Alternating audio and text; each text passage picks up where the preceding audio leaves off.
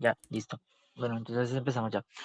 ¿Qué estaba diciendo? Bueno, entonces nosotros ya sabemos que lo que empieza la Edad Media es cuando termina lo de la caída del Imperio Romano, que eso es, como aquí se menciona, es tradicionalmente en el 476 después de Cristo, cuando cayó el Imperio Romano de Occidente y cuando ya va el último año fue el último emperador romano que fue Rómulo Augustulo. Él fue depuesto por el líder germano Odoacro y también se menciona que aunque el Imperio Romano del Oriente, o lo que conocemos como el Imperio Bizantino, continuó existiendo durante casi 1000 años más. En Europa Occidental empezó una época completamente distinta. ¿Qué fue lo que ocurrió después del Imperio Romano? Se estarán preguntando. Bueno, la desaparición del gobierno romano provocó grandes cambios. Por ejemplo, se perdió la autoridad central que mantenía unidas las provincias. También muchas ciudades disminuyeron su población porque el comercio se redujo, los caminos y obras públicas dejaron de mantenerse como antes y pues como que en esa división los varios pueblos germánicos como los visigodos, los francos, los ostrógodos y los lombardos fundaron sus propios reinos sobre el antiguo territorio romano.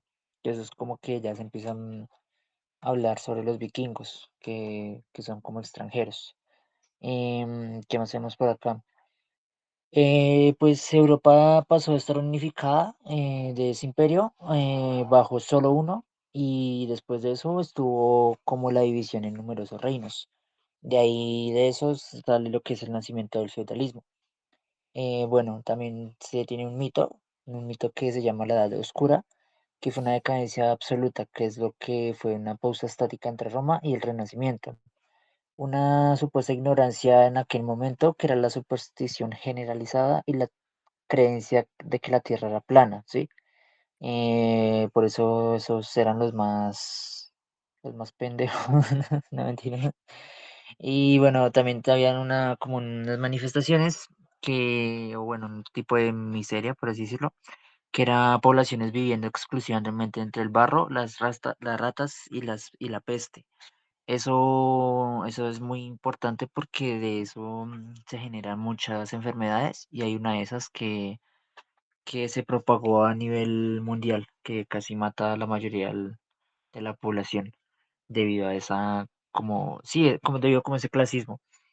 Entonces, y la otra parte es que también se menciona que no, por ejemplo, no los reyes no vivían en ese pasto, o bueno, en ese barro y con las ratas, ¿no? Entonces ahí como que fue muy debatible en el momento.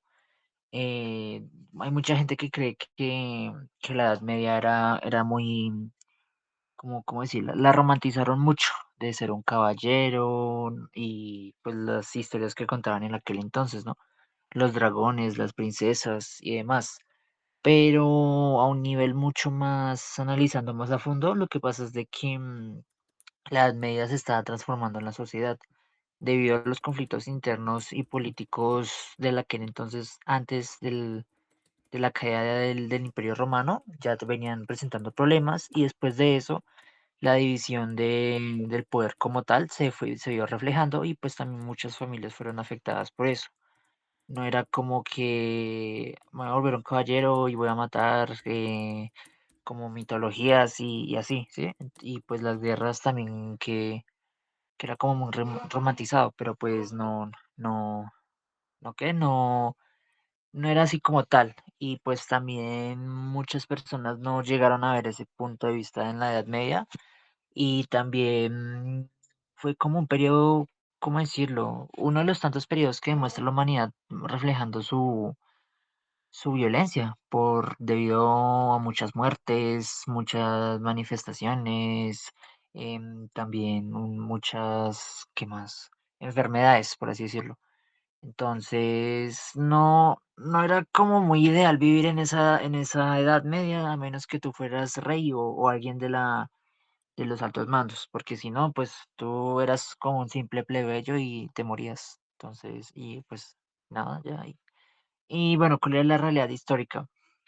Bueno, a pesar de todo eso, se sabe que aún así fue una innovación continua porque hubieron avances agrícolas, por ejemplo, lo que fue la rotación trienal y el arado de hierro, que fueron las primeras como las primeras civilizaciones empezar a usar las herramientas de hierro y también seguir avanzando con el enfoque científico agrícola de sus, ¿cómo decirlo? De su pasado, en la era perdón, mesopotámica. Entonces ya, ahí ya tienen como una base y ellos empiezan a avanzar y avanzar y avanzar, ¿sí? Bueno, ¿qué más? Revolución intelectual. Bueno, ya nosotros ahí sabemos que lo que más influyó en esta época fue por los lados de Europa y en eso fue el nacimiento de las universidades como por ejemplo Bolonia, París, Oxford y la Escolástica. No sé si recuerdan de la clase de Didier y de Sarita que el miércoles estaban hablando como que desde esa época empezaron a salir las primeras universidades, ¿no? Y por eso mismo que es donde son como, por así decirlas, las más importantes, ¿no? Que aquí es donde se encuentran en Bolonia, en París y en Oxford, las más importantes y las más viejas, que es como que supuestamente se tiene el conocimiento más antiguo de la humanidad, ¿sí? Y pues bueno, ¿qué más? Progreso urbano, que es como lo que es redes comerciales complejas, que ahí es como también que evoluciona el tema del comercio, corporaciones gremiales y el arte gótico monumental. Yo no sé si ustedes han visto que, por ejemplo, en Europa hay muchas iglesias con un enfoque, pues en aquel entonces no existía esa palabra, ¿no? Gótico, pero debido al avance de la humanidad se tomó como en cuenta de que eso era gótico, pero en aquel entonces no. ¿Qué es lo que pasa? En Europa, pues sabemos que tenía unas mayores riquezas de oro y demás, y por eso las iglesias hoy en día son como un patrimonio cultural. Uno puede ir a visitarlas y son muy bellas por dentro. Y pues también, ¿cómo decirlo? Como la comunidad gótica tomó eso de referencia para su subcultura y no, pues también es interesante saber que ellos piensan que es como un enfoque gótico ese tipo de iglesias. Sí, ya me hago entender. Bueno, ya, espérenme un momento. Bueno, hablando de iglesias, lo de la importancia de la iglesia, nosotros sabemos que lo más relevante de esto, después de la caída de Roma, es que se crea como tal la religión, lo que es la religión, ¿sí? Que es la iglesia, el cristianismo y diferente de eso. ¿Cuál es la importancia de la iglesia? Bueno, pues durante la Edad Media la iglesia católica se convirtió en una de las instituciones más poderosas, debido a que, perdón, su influencia se veía en muchos aspectos, porque guiaba la vida religiosa de la población, conservó muchos conocimientos de la antigüedad de los monasterios, fundó escuelas y también más adelante universidades, y los papas podían influir incluso en las decisiones de los reyes. También la religión no solo pasó a tener como un lugar central en las instituciones más poderosas, sino también en la vida cotidiana, y por eso hoy en día pues sabemos de que hay personas que siguen esa religión. Por ejemplo, la vida de las personas, pues, ¿cuál era? La mayoría de la población, como ya mencionamos, vivía en el campo. Los campesinos cultivaban trigo, cebada, verduras y criaban animales. También trabajaban gran parte del año para el señor feudal y vivían en casas sencillas de madera o de piedra. O también vivían en casas de madera, de paja y demás, más que todo. Bueno, los nobles habitaban castillos fortificados, organizaban torneos y entrenaban para la guerra y administraban sus tierras y protegían a quienes vivían en ellas.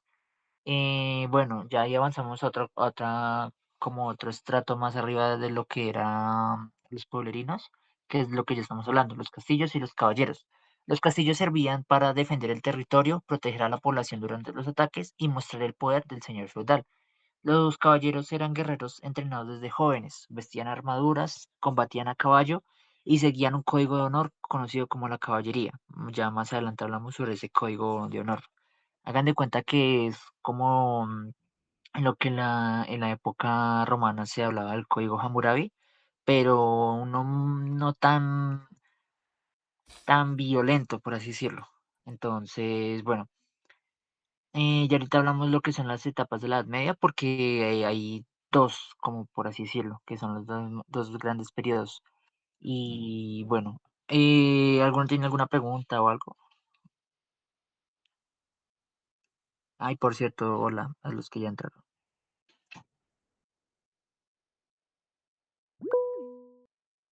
Dice, espérame. Lucía, sí, dime. Lucía, aquí en el chat ya dice, pregunta, ¿vamos a hacer taller o solo teoría? Yo creo que les voy a dejar un quizzes, uno pequeñito para al final de la clase, de lo de la teoría que hayan visto y de lo que sepan como tal la parte de eso. Y ya, yo creo que ahí les dejo una actividad buena para el final. Listo. ¿Alguna otra pregunta? No, yo creo. Bueno, sigamos.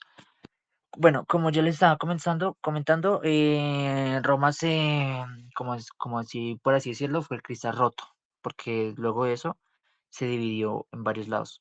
En el 476, luego de que Rómulo Augusto fuera depuesto por Odoacro, se colapsa una forma, como se hace un colapso formal de Roma occidental. ¿Qué es lo que pasa con eso? Lo que pasa es de que luego de la caída de Rómulo, como que mucha de esa parte de las comunidades no sabían a qué líder guiarse. Y ya con eso no fue ¿cómo les digo? Como no tenían a su líder, empezaron a buscar su forma de adaptarse al entorno, ¿sí? Porque es como que se menciona de que en esa época los más fuertes eran los que sobrevivían, ¿no?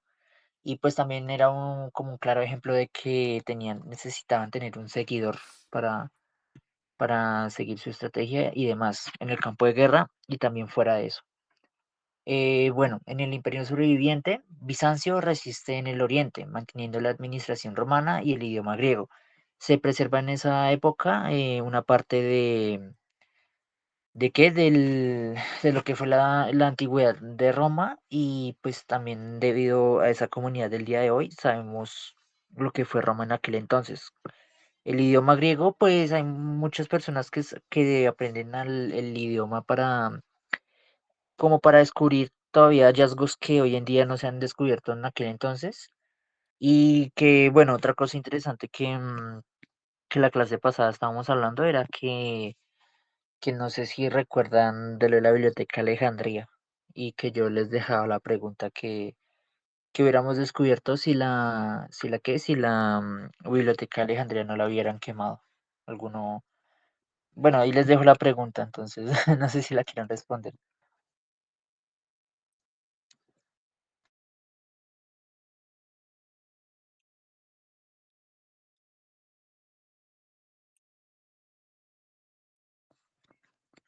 Bueno, continuamos de todo modo.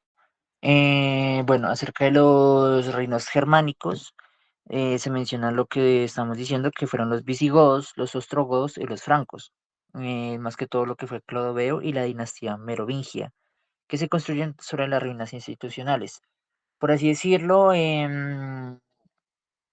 una parte que eso se distribuye como lo que conocemos hoy en día, es, es vikingos, lo que fueron los nórdicos y también que se enfrentaron contra los visigodos, los ostrogodos y los francos. Los visigodos fueron unos de los pueblos germánicos más importantes que ocuparon el territorio del antiguo Imperio de Roma de Occidente. Después de varios años y migraciones de guerras, fundaron uno de los reinos más poderosos de la Europa occidental, lo que fue el reino visigodo de Toledo, que gobernó gran parte de la península ibérica durante unos 3 siglos. ¿Quiénes eran ellos? Los visigodos pertenecían al grupo de los godos, un pueblo de origen germánico que había vivido en Europa Oriental.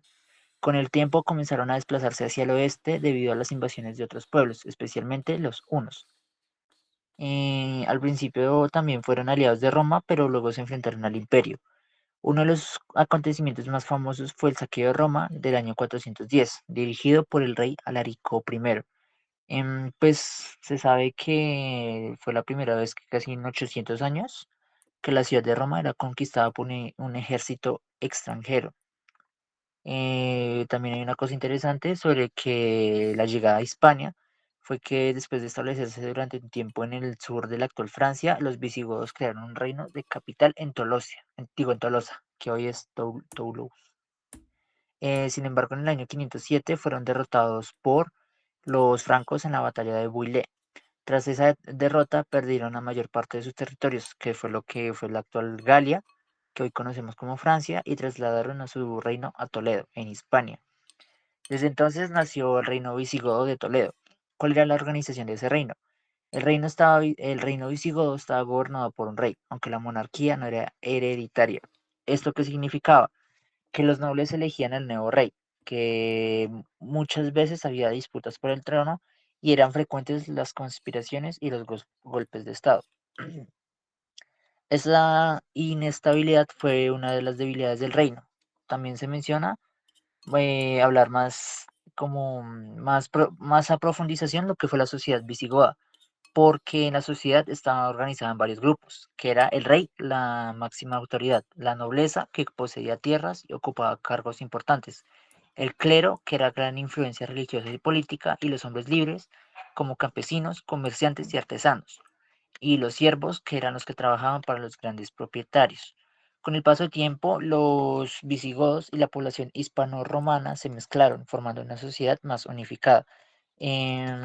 También se menciona lo que es la religión, que al principio los visigodos practicaban el cristianismo arriano, una doctrina diferente del catolicismo, y que luego de eso ya como que fue independiente como tal.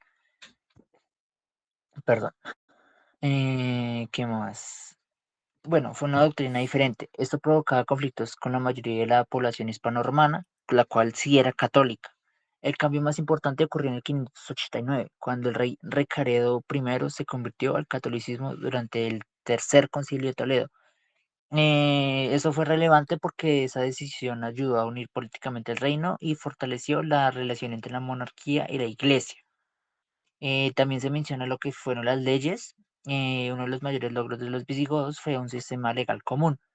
El rey Reces Vinto promulgó el Liber Ludiciorum, que fue también llamado como Fuero Juzgo. Es un conjunto de leyes que se aplicaba tanto a visigodos como hispano-romanos. Eso fue uno de los códigos legales más importantes de la Europa medieval. Bueno, también se menciona lo que es la economía, porque la economía en aquel entonces se basaba principalmente en lo que era la agricultura, la ganadería, producción artesanal y un comercio más reducido que durante la época romana. Las grandes propiedades agrícolas eran la principal fuente de riqueza. No era el oro como tal, sino lo más importante era lo agrícola. El arte visigodo destacó por la construcción de iglesias de piedra, arcos de herradura, que después serían utilizados ampliamente por los musulmanes, y lo que era trabajos de orfebrería con oro y piedras preciosas. Bueno, la caída del reino fue a comienzos del siglo VIII, porque el reino atravesaba una grave crisis política. En el año 711, un ejército musulmán dirigido por Tariq ibn Ziyad cruzó el estrecho de Gibraltar. El rey visigodo Rodrigo fue derrotado en la batalla de Guadalete. Tras esa derrota, el reino visigodo desapareció, la mayor parte de la península ibérica quedó bajo dominio musulmán y comenzó el periodo conocido como Al-Ándalus. ¿Por qué fue importante el reino visigodo?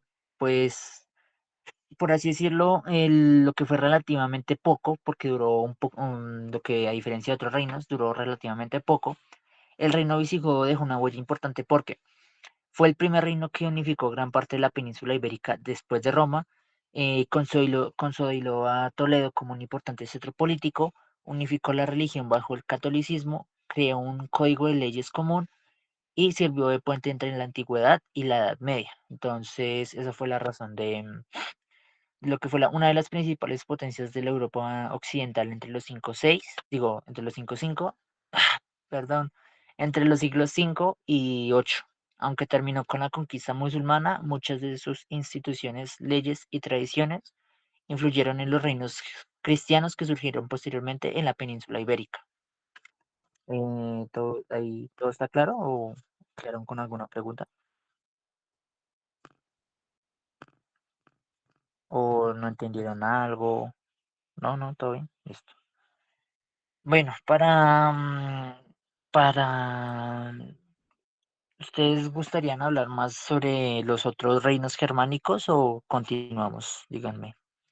Porque pues también es faltan lo que son los.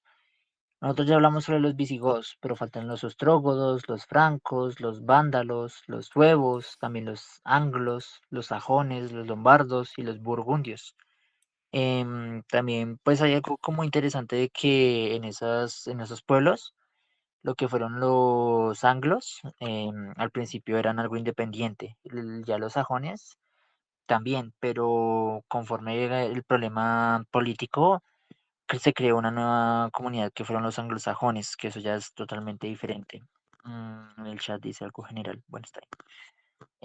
Bueno, pues algo general. Bueno, a partir del siglo cuarto comenzaron a desplazarse hacia el territorio romano debido a la presión de otros pueblos, lo que fueron especialmente los hunos, y también por la búsqueda de mejores tierras. ¿Por qué fue que surgieron los reinos germánicos? Como ya les dije, el Imperio Romano se había debilitado y se había fragmentado, pero también fue por problemas económicos, políticos y militares. Los pueblos germánicos aprovecharon para establecerse dentro de sus fronteras. Y recuerden siempre que el 476, en alguna pregunta de la Nacional, siempre que ustedes se acuerdan, la caída del Imperio Romano fue en el 476, por si en algún momento puede que les pregunten. Eh, bueno, algo por así decirlo básico. Bueno, nosotros del Reino Franco se ubicó en la actual Francia y hace parte de Alemania. Su rey más famoso fue Carlomagno, que fue quien fue el que creó un imperio en Europa Occidental. Y como de ese reino surgieron posteriormente Francia y parte de Alemania. El reino ostrógodo es de Italia. El rey más importante fue Teodorico el Grande. De eso se conservan muchas instituciones romanas y ya luego fue conquistado por el reino bizantino. El vándalo se instaló en el norte de África. La capital es Cartago. Se desarrolló una importante flota naval y fue derrotado por el imperio bizantino en el siglo VI. El suevo se ubicó en el noroeste de la península ibérica, que es lo que actualmente conocemos como Galicia y norte de Portugal. Y pues relevante, lo único fue que se incorporó al reino visigodo, de resto no tuvo resto de relevancia. Bueno, el lombardo ocupó gran parte del norte de Italia, existió entre los siglos 6 al 8 y fue conquistado por Carlomagno en el 774.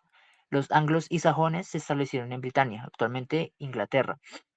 Fundaron varios pequeños reinos que con el tiempo dieron origen al reino de Inglaterra. Bueno, para generalizar, las características de los reinos germánicos todas compartían alguna característica. ¿Cuál era? La autoridad recaía en un rey, la economía era principalmente agrícola, la tierra era principal fuente de riqueza, la sociedad estaba dividida entre nobles, guerreros, campesinos y siervos. La Iglesia Católica tuvo una gran influencia política y cultural y se mezclaron leyes y costumbres romanas que las tradiciones germánicas.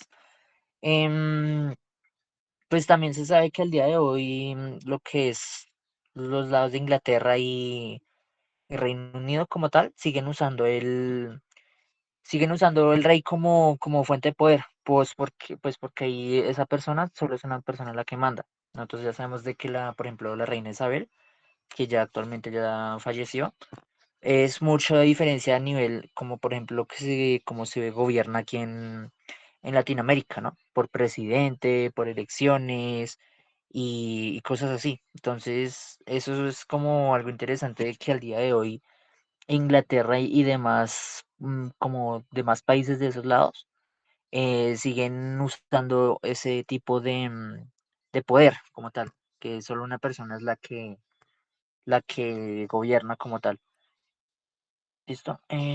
Bueno, en el mundo islámico, lo que ya estábamos mencionando, los califatos se expanden por el norte de África y Oriente Medio, controlando rutas comerciales clave. Eso más adelante fue fue variando debido a que ¿cómo decirlo? Este reino fue decayendo porque actualmente África se sabe que tiene mucho mineral, lo que son diamantes y demás, y son explotados debido a esclavos y cosas que pasaron en lo que fue avanzando la historia de África. África considero que, pues, como es la cuna de la humanidad, hubiera podido hacer grandes cambios, pero actualmente es como ¿cómo decirlo? La comunidad más pobre de la tierra como tal, ¿sí? Pero se desaprovechó mucho.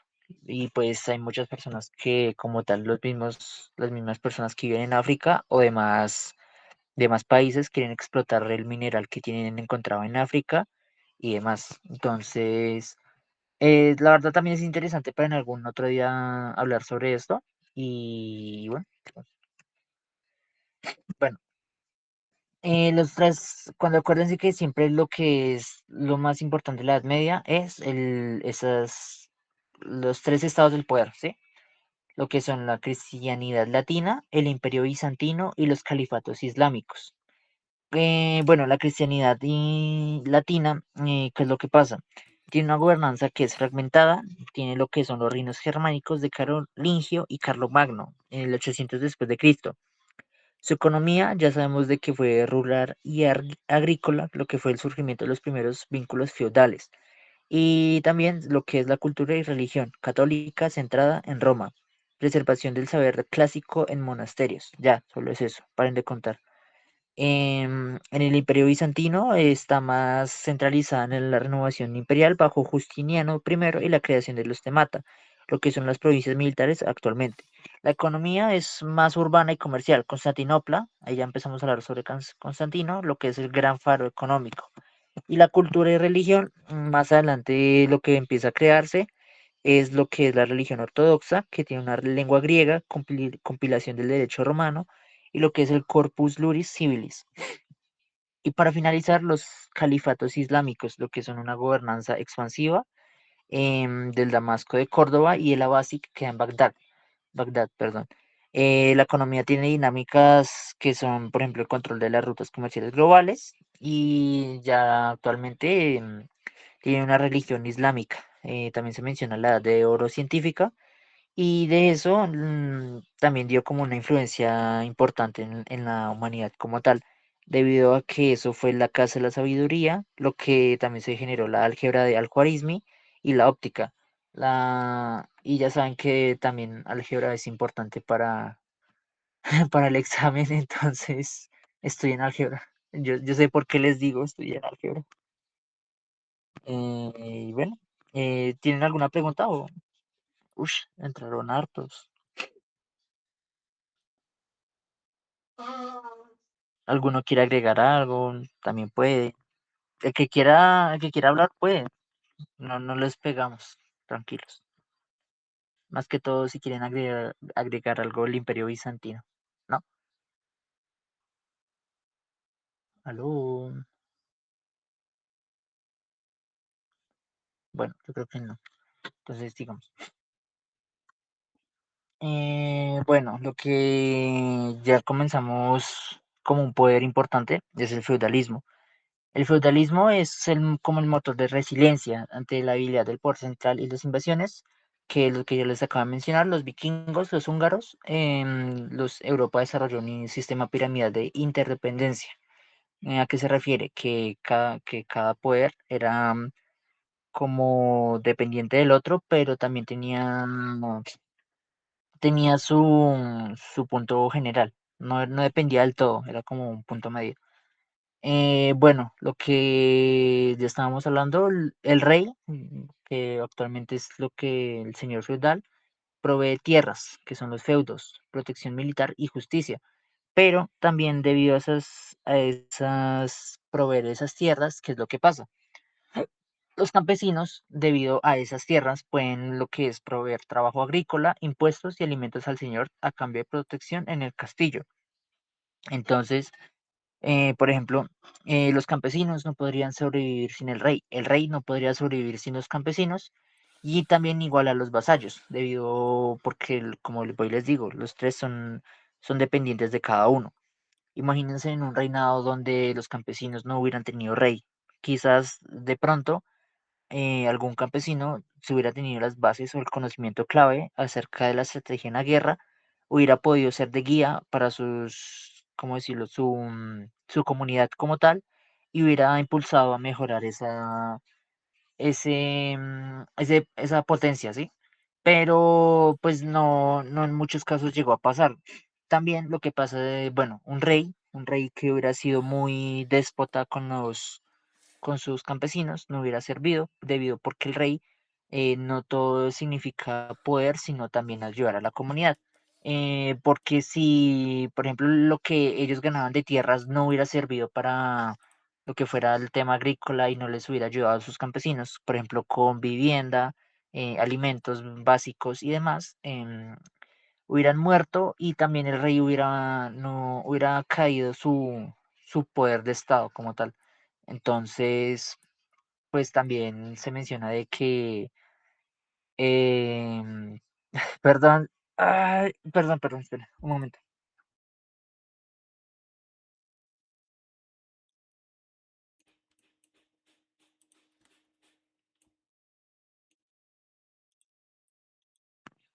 Listo ya, perdónenme, es que pasó una cosita. Entonces, bueno. Entonces, como les estaba diciendo, bueno, el rey feudal no puede ser una persona que solo piensa en poder y demás, entonces también tiene que pensar en su comunidad. Y lo que son la nobleza y los vasallos fueron los que defendían como se menciona, lo que es el servicio militar en aquel entonces. También es una cosa importante que siempre se mencionaban en la Edad Media es la lealtad y el consejo al rey, ¿sí? ¿Qué es lo que pasa? No puede existir tampoco un rey sin sus vasallos o sin su nobleza. Pues también se sabe que hubieron muchas traiciones en muchos pueblos germánicos y también en muchas comunidades. Y de hecho, esas traiciones, eh, casi la mayoría de todas fracasaron, debido a que por tener por estar buscando poder, perdieron todo. Y siempre fue muy importante lo que es el tema de la lealtad. También considero que fue como un ejemplo a seguir porque pues lo que eran los campesinos entendían que la nobleza tenía que ser fiel a su rey, ¿sí? No podía haber traiciones entre ellos, más sin embargo la hubieron y hubo consecuencias, aunque muy pocos no tuvieron las consecuencias, sino que fueron algo totalmente diferente a lo que fue su reinado como tal.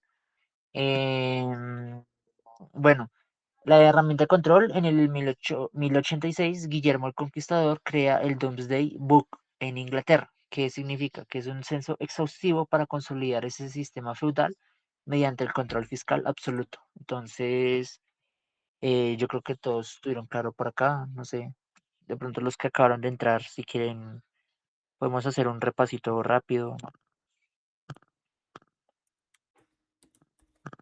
No, bueno, entonces seguimos. Bueno, lo que fue el péndulo del poder supremo, la pugna constante por definir quién ostentaba la máxima autoridad en la cristiandad, perdón. Por una parte era lo que era el lado espiritual, que es el papado, exige autoridad total sobre nombramientos eclesiásticos, por ejemplo, reformas gregorianas. La querella de las investiduras en el 1076 fue el choque cumbre. El emperador Enrique IV, excomulgado y obligado a esperar descalzo en la nieve de Canosa para pedir perdón al Papa Gregorio VII. Perdón. Lo que, por otro lado, es el lado terrenal, el Sacro Imperio. Los emperadores reclamaban el derecho de nombrar obispos como cargos políticos. Em, Algo que se menciona son los güelfos contra los gibelinos. La fractura llega a ciudades-estado italianas, que los güelfos, se conoce mejor como la burguesía, apoyan al papa, pero los gibelinos, la aristocracia, apoyan al emperador, al único emperador, porque, como yo les estaba mencionando, ellos solo tenían una persona que dirigía todo el poder. Y los gibelinos apoyaban más al emperador que a la burguesía como tal. Y bueno. Ya seguimos con otro que fue las caídas al renacer del siglo XI al siglo XIII. Bueno, primero que todo hay una innovación agrícola, la introducción del arado de hierro y la rotación trienal. Bueno, la explosión demográfica, hubo un aumento drástico de producción de alimentos y crecimiento de la población. También hubo una revolución urbana y comercial debido a que hubo un resurgimiento de ciudades, nacen también lo que fueron las corporaciones de oficio como los gremios para regular precios y calidad. Los gremios como tal fueron también una parte importante en el tema económico debido, pues porque habían ciertos gremios de algunas cosas, por ejemplo, gremio de, no sé, de cazadores, gremio de soldados, gremio de campesinos y demás. Ese gremio, que era lo que, cuál era como su parte importante en la sociedad. No solo era hacer el comercio de productos como tal, sino también la información, lo que era enriquecer a la población con su conocimiento. Esos gremios se reunían entre ellos y como ellos ya estaban ligados a cierto poder, ellos mejoraban la integridad de lo que era ellos, lo que ellos estudiaban, ¿sí? Entonces, también fue importante por eso.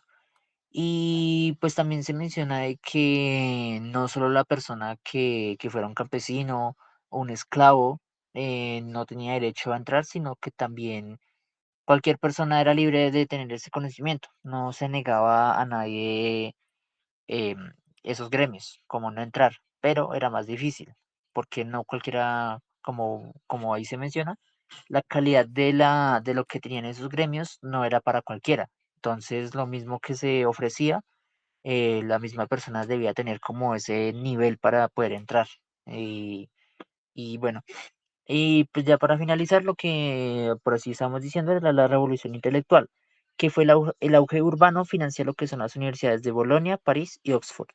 El desarrollo de la escolástica que queda en el Santo Tomás de Aquino para armonizar la fe y la razón. El uso de fe y la razón. Y no, no es más. Bueno, lo que es la arquitectura lo divino. Lo que les estaba mencionando fue lo que estábamos diciendo ahorita, que las estructuras góticas fueron importantes en aquel momento. Lo romántico, perdón, lo románico fueron más importantes los muros, gruesos y macizos, diseñados para soportar peso, lo que fueron arcos de medio punto, luz escasa, ambiente introspectivo y oscuro, propósito, defensa espiritual y fundación didáctica. Más que todo se enseña dogmas a fieles analfabetos mediante escultura monumental. Hay algunas, ahorita les muestro algunos ejemplos ¿sobre qué? Sobre arquitectura románica y ya vemos la diferencia. Pues más que todo es como que se ve más oscuro, que son dentro de un dogma, que es un dogma, espera. Mm, ya te respondo, que creo que acabo de ver, nadie le responde. Ya te digo, Luciano, espera, que es que está... Bueno, ¿qué es un dogma? Bueno, es una verdad que es el principio de que una religión, doctrina o ideología considera absolutamente cierto y que sus seguidores deben aceptar como verdadero. O sea, en resumen, es como el principio, como una idea, ¿sí? Y, una ideología tiene que considerar absolutamente cierto y sus seguidores como tal deben aceptar como verdadero. Entonces, no sé si tienes alguna otra pregunta o algo. Por ejemplo, en la religión, el término se usa principalmente en el cristianismo, porque especialmente en la Iglesia Católica, un dogma es una enseñanza oficial sobre la fe que los creyentes aceptan como una verdad revelada por Dios. O sea, ellos tenían su idea de que Dios existía, ¿sí? Porque en la Iglesia Católica, bueno, más que todo en las importantes religiones, saben que existe Dios, ¿sí? Entonces ellos saben que es verdad que solo existe ese Dios y no existe más. Ya si creyeran en otros dioses, sería como otro tipo de religión. Por eso, por así decirlo, el dogma significa que ellos solo creen en un solo Dios, que ellos también creen en Padre, Hijo y Espíritu Santo. También, por ejemplo, ellos creen en la resurrección de Jesucristo, ¿sí? Entonces es como una idea que ellos tienen que creer porque si no, no estarían siguiendo sus ideales en la comunidad, por así decirlo. Y bueno, entonces, ya bueno, para continuar, lo que es lo otro, lo gótico, que ya son estructuras más grandes, son más abiertas al público porque lo románico era dentro de los castillos. Habían iglesias dentro de los castillos que muy pocos veían o aquellos que merecían entrar. ¿Y qué es lo relevante de esto? Los muros que son esbeltos, sostenidos en el exterior por arbolantes, arcos apuntados y bóvedas de crucería. Luz abundante, amplios ventanales y vitrales. ¿Y su propósito cuál es? La verticalidad extrema, la emotividad y la elevación del espíritu ciudadano hacia lo sagrado.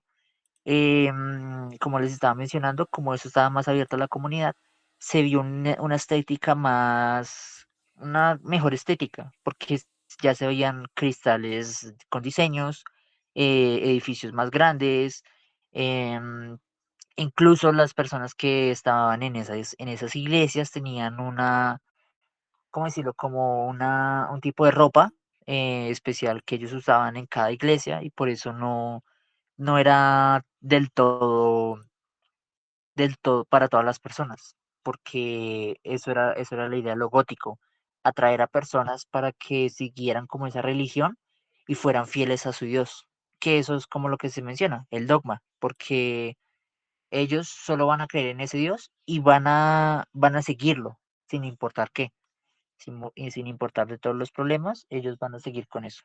Entonces, bueno, aquí lo que comienza es el microcosmos ibérico y el choque de culturas. ¿Qué es lo que pasa? Debido a que la fragmentación del Imperio Romano se dividió por tantas comunidades, en algún momento llegó el choque de culturas. Mm, ¿Debido a por qué? Por ejemplo, en el esplendor andalusí, tras la desintegración del Califato de Córdoba, que fue en el 1031, surgen lo que son los reinos de taifas. Por ejemplo, cortes refinadas y gran erudición, pero también se tiene una profunda debilidad militar. Pero no tenían ese problema lo que era la expansión cristiana. Por ejemplo, las coronas de Castilla y Aragón avanzan hacia el sur, imponiendo parias, que son tributos, y logrando victorias clave como la conquista de Toledo, que fue en el 1085, y las navas de Tolosa, que fue en el 1212. Y ya por otra parte, que fue como lo más agresivo, fue que a pesar de la guerra constante, surge una colaboración intelectual sin precedentes, materializada en la Escuela de Traductores de Toledo, que fueron los cristianos, los judíos y musulmanes, rescatando el saber clásico. Entonces, por así decirlo, el Cristo intelectual es más que todo lo que es la inteligencia y la evolución del ser humano como tal. La expansión cristiana es la guerra bueno, la evolución de la guerra, del arte de la guerra, por así decirlo, y el esplendor andalusí, lo que es más la evolución de poder, de comunidades, de poder, ¿sí? Entonces, tengan en cuenta esos tres. Es un resumen nada más, es lo más rápido que les puede llegar. Bueno, ¿qué es lo que pasa? La gran crisis y la forja de Estado que ya se genera un choque demográfico que estamos viendo la Edad Media, Sofía. Estamos viendo un repaso lo más rápido. Bueno, ¿se acuerdan que le estaba mencionando que debido a que habían plebes que vivían por así decirlo, en tierras con ratas y demás? Como fue tanto la comunidad que llegaron a vivir en ese entorno y en ese ambiente, es lo que considera la peste negra. ¿Qué es la peste negra? La peste negra fue como ¿cómo decirlo? Una enfermedad pandémica muy importante en aquel entonces, así como el COVID-19, pero no tan, porque la diferencia del COVID a lo que fue la peste negra fue el doble de lo que fue peor el COVID. Bueno, ¿cuál fue el origen de eso? Se tiene en cuenta que supuestamente debido a la religión, en aquel entonces había mucha plaga de ratas, ¿sí? La peste negra ocurrió en el 1347 y en el 1353, pero debido como al cristianismo, mandaron, no sé si tengan en cuenta si sea verdad o no, pero una vez en algún momento yo lo leí, fue que se había propagado debido a que habían matado como lo que era la comunidad de gatos. Y pues los gatos sabemos que es como una especie importante para el tema de depredación en el ambiente, ¿sí? Porque ellos eran los que cazaban a los ratones y evitaban de que se propagara ese tipo de enfermedades. Entonces, bueno, ¿qué es lo que fue? Se propagó por Europa, Asia y el norte de África durante el siglo XIV y causó la muerte de entre un tercio y la mitad de la población europea en pocos años. ¿Qué lo causó? De hecho, la peste negra no se llamaba peste negra, ¿no? Sino la bacteria como tal se llamaba Yersinia pestis. Bueno, lo más común del contagio ocurría así. Las ratas transportaban pulgas infectadas. Las pulgas picaban a las personas y transmitían la bacteria. En algunos casos, especialmente la peste neumónica, la enfermedad también podía transmitirse de persona en persona mediante gotas respiratorias. ¿Cómo fue que llegó a Europa? Los historiadores mencionan que la enfermedad se originó en el Asia Central y viajó por las rutas comerciales de la ruta de la seda.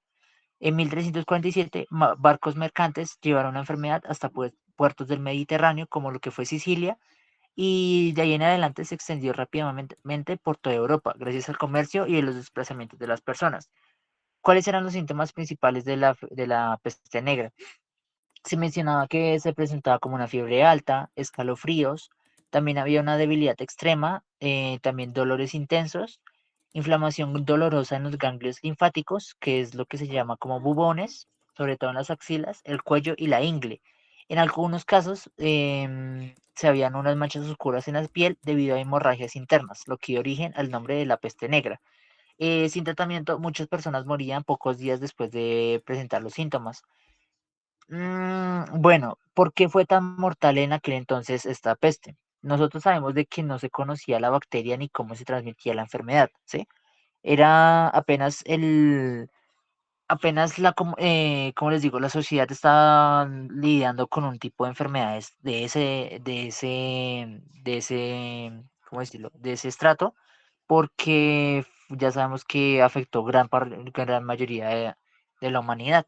Entonces, pues debido a lo que había la evolución de la medicina, no era tan extensa como lo que es hoy en día, ya que hoy en día podemos descubrir qué tenemos dentro, si tenemos alguna enfermedad y demás, y podemos como ayudar a prevenir eso para evitar propagarla y afectar a millones de personas.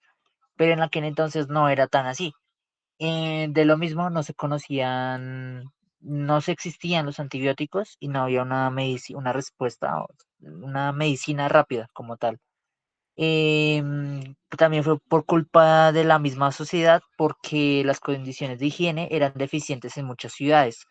Porque la verdad va a sonar mal, pero ellos literalmente vivían entre la propia mierda, porque muchas personas que no tenían la suficiente economía vivían en eso y no tenían para más. Entonces eso afectó y también afectó la sociedad en ese entonces. Y debido a eso, pues su forma de sobrevivir, creían que el comercio y los viajes les podía dar dinero y no importaban que donde ellos vivieran pudieran tocar algún alimento y ese alimento podía ser infectado. Entonces eso fue lo que se facilitó la propagación, fue mucho más rápida.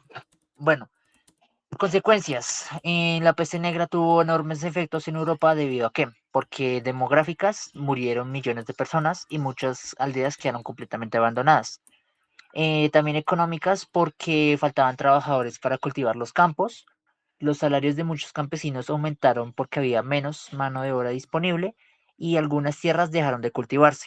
Y también el conflicto social. Se debilitó el sistema feudal en varias regiones. Hubo migraciones y cambios en la organización del trabajo y se produjeron episodios de persecución contra algunos grupos. Por ejemplo, que fueron los inicios de la, de la comunidad judía, ¿sí?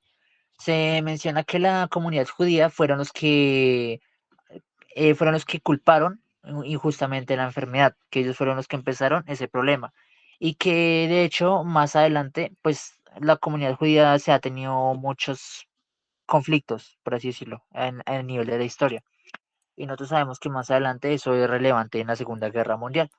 Pero bueno, religiosas, bueno, muchas personas creyendo ese tipo de, teniendo esa creencia, creían que por rezar buscaban respuestas en la religión, le pedían a Dios como que si alguna persona estaba, un conocido tenía esa enfermedad en la peste negra, pedían como que lo curara, que por favor Dios que sí lo pueda curar, que él era creyente y pues no era así del todo. La persona derrochaba su fe creyendo que podía haber una solución, pero no había. Y pues también mucha gente murió esperando a que se hiciera un cambio, ¿sí? Entonces eso también fue un problema y pues el cristianismo se limpió las manos con eso, por eso muchas personas murieron y bueno, debido a eso, pues fue lo que fueron sus inicios de que otras personas perdieron la confianza en autoridades religiosas al ver que no podían detener la epidemia, porque la razón de ellos era decir, no, usted tiene que ir a su camita, tiene que ir a rezarle a Dios, 10 Padres Nuestros, y usted va a curar a su hijo de estar enfermo, pero no. Entonces, claramente eso fue un claro ejemplo de que no se podía confiar de todo en esas comunidades cristianas y pues también mucha gente murió creyendo que iban a dar solución, que el cristianismo iba a dar solución a la enfermedad. Y bueno, ¿cómo fue que terminó? La epidemia fue disminuyendo con el tiempo debido por una combinación de factores, por ejemplo, la reducción del número de personas susceptibles, también cambios en las condiciones de propagación y medidas de aislamiento que algunas sociedades comenzaron a aplicar. La bacteria, sin embargo, no desapareció. La peste siguió apareciendo en brotes durante siglos, aunque ninguno alcanzó la magnitud como la pandemia en el siglo XIV. Algo chistoso, un dato curioso. ¿Existe hoy? Sí, la peste todavía existe en algunas regiones del mundo, pero es muy poco frecuente. Actualmente se diagnostica mediante pruebas médicas. Puede tratarse eficazmente, pues como ya sabemos, se puede tratar eficazmente con antibióticos, porque ya tenemos la tecnología y el conocimiento, y los sistemas de salud pública ayudan a controlar los brotes. Em, y bueno, yo no sé si ustedes han visto, pero en esa época también sabemos de que habían personas, más que todo en el cristianismo, que tenían como la cabeza de cuervo, ¿sí? Que ustedes creo que ya sé cuál es, creo que ya saben cuál es la que yo les quiero decir. Esas personas eran como los clérigos, que eran los que tenían como una supuesta medicina para en aquel entonces y manejaban como esa máscara para ser reconocidos. Entonces pues también en cierto momento fue importante porque las personas creían que ellos tenían como la cura ante la peste negra y pues también muchos fueron engañados por eso. Pues en algún momento ellos pudieron mantener, por cierta forma, pudieron mantener la enfermedad como tal, pero no pudieron detenerla, porque pues por algo el día de hoy se sigue teniendo sigue existiendo esa bacteria. Una bacteria nunca se repele, sino que se divide, ¿sí? Entonces, eso fue el primer problema de la crisis de ese estado. Lo otro, el choque institucional. El cisma del Occidente, que fue el 1378 al 1417, la iglesia se fractura, llegando a coexistir tres papas simultáneamente. Ya de eso surgen movimientos reformistas tempranos, lo que fue Wycliffe y Hus. Y para finalizar, lo que fue el choque militar, que es lo más importante, fue la guerra de los 1000 días. Digo, de los... Yo, puta, mi dislexia. La guerra de los 100 años, que fue de 1337 al 1453. Eso en la clase no se habló mucho porque dijeron que iban a hacerlo en la otra clase, pero yo les digo como una partecita. Bueno, ¿qué fue la guerra de los 100 años? Fue, en resumen, Francia e Inglaterra, ya. Pero fue más allá de eso, fue un largo conflicto entre los reinos de Inglaterra y Francia que ocurrió durante la Baja Edad Media, ¿sí?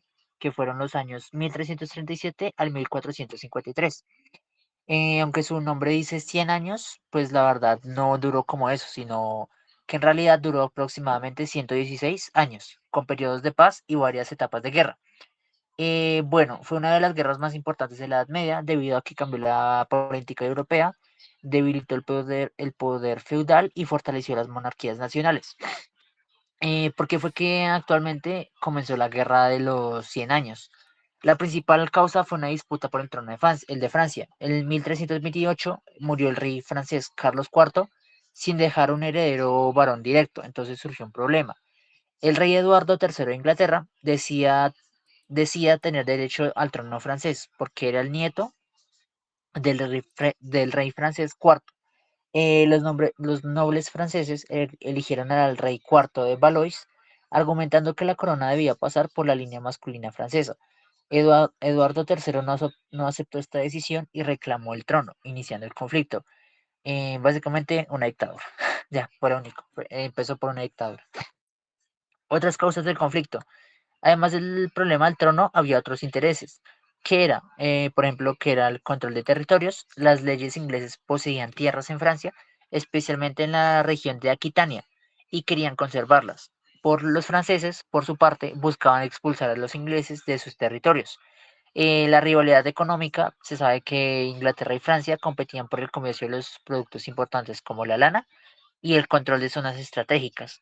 Y lo otro fue rivalidad política, porque ambos reinos buscaban convertirse en la principal potencia de Europa Occidental. Eso tuvo diferentes etapas. La primera etapa fueron victorias inglesas. Durante los primeros años, Inglaterra consiguió importantes triunfos gracias a su ejército y especialmente a uso de los arqueros con arco largo. Batallas importantes de aquel entonces fueron la batalla de Crécy en el 1346, que fue una victoria inglesa. Los arqueros ingleses derrotaron a la poderosa caballería francesa y se demostró que las nuevas tácticas podían vencer a los caballeros tradicionales. Bueno, batalla de Poitiers, que fue en el 1356. Los ingleses capturaron al rey francés Juan II y Francia quedó en una situación muy difícil. Lo otro fue la batalla de Agincourt en el 1415. Una de las mayores victorias inglesas fue el ejército inglés, que fue mucho menor, derrotó a los franceses. Y la combinación de arqueros y una buena estrategia permitió vencer a la caballería francesa. Otra cosa que es relevante en aquel momento de la Guerra de los 100 años es el papel de Juana de Arco. Y ahí yo les quiero preguntar, ¿alguien sabe quién es Juana de Arco? Y y dígame qué sabe de Juana de Arco. ¿Sí?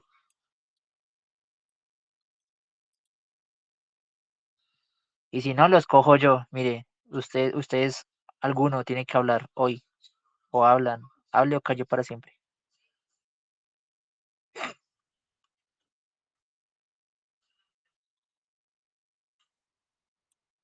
Dice, ella era una campesina de 16 o 14 años. Ok. Lucía, sí, abre el micrófono y cuéntanos, por favor. No, no hay problema. Dice, básicamente soñó que Dios le dijo lo que tenía que hacer para poder ganar la guerra. No me sirve el micrófono. No. No, entonces sí, pues puedes contarlo por el chat y ya miramos. ¿Listo? Entonces, no, sí, total, Paula. El olor en aquel entonces, de la época de la peste negra, era insoportable. No, sí, sí es verdad lo que dices. No me imagino cómo hubiera sido en aquel entonces.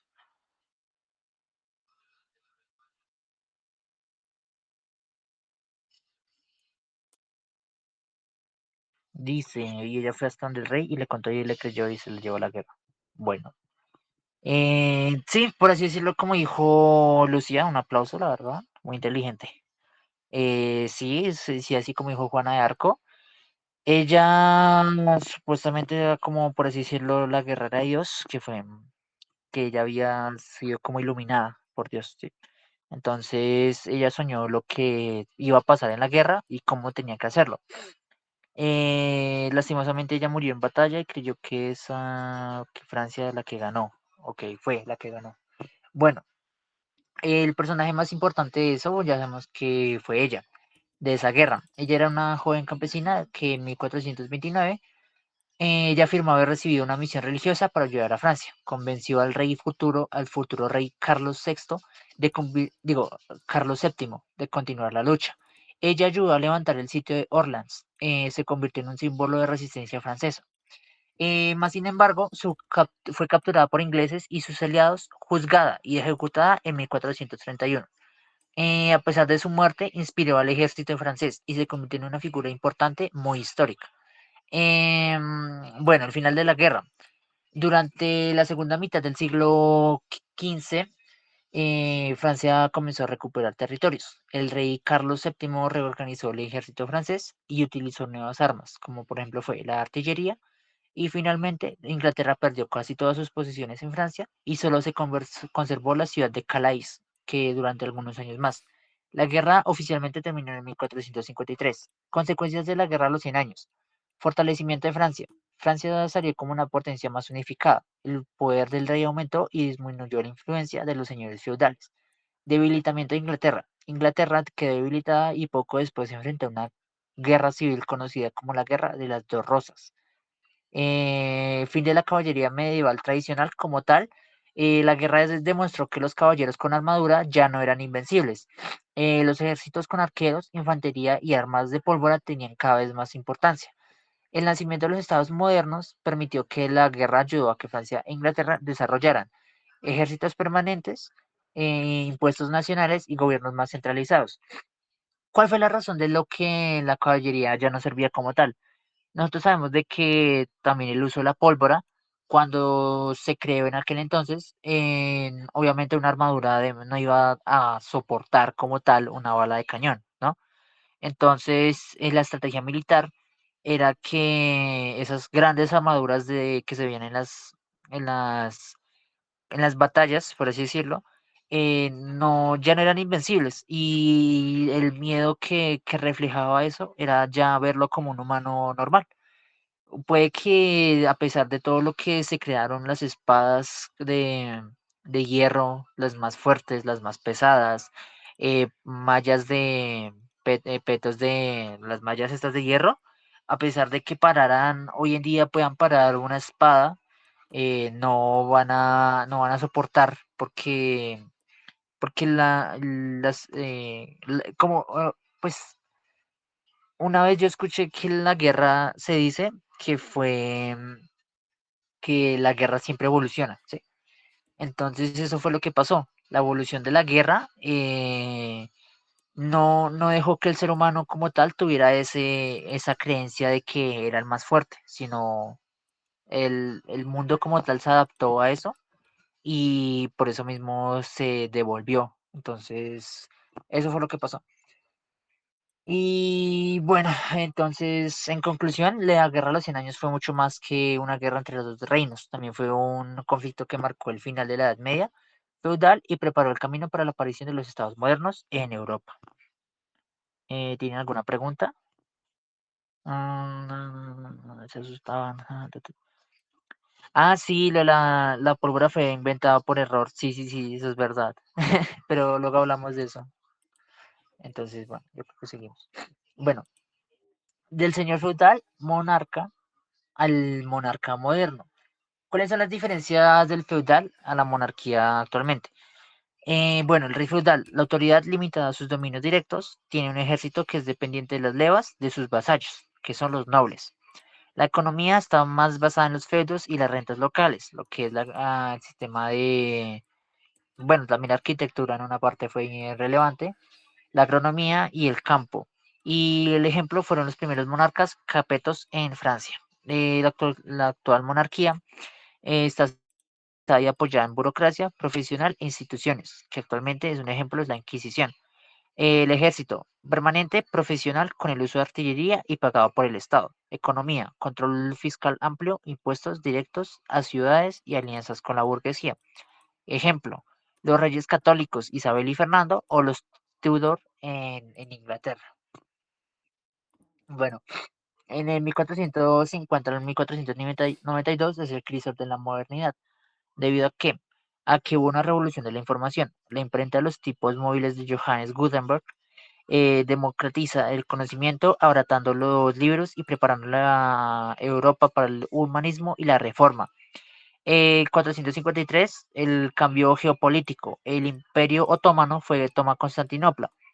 el fin definitivo del Imperio Bizantino y el Imperio Romano de Occidente, los eruditos griegos huyen a Italia, alimentándose del Renacimiento. Y del otro, el 1492, es la expansión global. Eh, Espérenme un momento. Uh, ya. La expansión global, la toma de la Granada, que fue la fin de la Reconquista, la llegada de Cristóbal Colón a América y el eje económico global, que se desplaza del Mediterráneo al Atlántico. Acuérdense que ahí ya es cuando comienza el descubrimiento de América y la conquista de los indígenas. Pero eso ya es para después. Bueno, ¿qué otra cosa? Y bueno, lo otro es de que al final de la Edad Media como tal, la primera fase fue la fragmentación, debido a que la caída de Roma obligó a Europa a desarrollar la resiliencia radical y descentralizada del feudalismo. La fase 2 fue la acumulación. Esta estabilidad local generó un excedente agrícola que a su vez financió la revolución comercial, ciudades y universidades. Y la fase 3, la proyección, la riqueza urbana y las crisis del siglo XIV forzaron la creación del Estado-nación centralizado. Monarquías centralizadas armadas con el conocimiento universitario y la imprenta fueron las únicas entidades capaces de financiar la exploración global y el renacimiento. La Edad Moderna no surgió a pesar de la Edad Media, sino fue gracias a ella. Bueno, ya para finalizar, hubo algo importante que fue lo que se conoce como la batalla de Luxemburgo, ¿no? Que fue en el 1794. Bueno, la batalla como tal se puede referir a varios enfrentamientos, porque no existe como una batalla como ocurre con lo que fue Waterloo o Agincourt, depende de la época que se menciona, ¿sí? Bueno, una de las batallas más conocidas fue la batalla de Worringen, que fue en el 1288. Aunque no ocurrió actualmente en Luxemburgo, estuvo relacionada con la Casa de Luxemburgo, que fue una importante familia noble europea. ¿Cuál fue el contexto? En la Edad Media, el territorio de Luxemburgo era un pequeño condado dentro del Sacro Imperio Romano Germánico. Los nobles luchaban constantemente por controlar territorios y aumentar su poder. La batalla enfrentó a Juan I de Brabante y sus aliados, y Reinaldo I de Güeldres y otros nobles, entre ellos el conde de Luxemburgo. ¿Qué ocurrió? La batalla se liberó el 5 de junio de 1288 cerca de Worringen, actualmente Alemania. Nada raro Alemania enfrentándose a una guerra. Fue una de las batallas más importantes de la Europa medieval y terminó con la derrota de las fuerzas de Luxemburgo. ¿Cuáles fueron sus consecuencias? La influencia de Luxemburgo en la región disminuyó temporalmente. El ducado de Brabante aumentó su poder y la nobleza regional ganó más autonomía. Bueno, ya con eso, pues ya acabamos. No sé si tienen alguna pregunta, quieren agregar algo, pero ya terminamos por ahí el repaso. Bueno, muchachos, Iox, si quieres puedes cortar, no sé.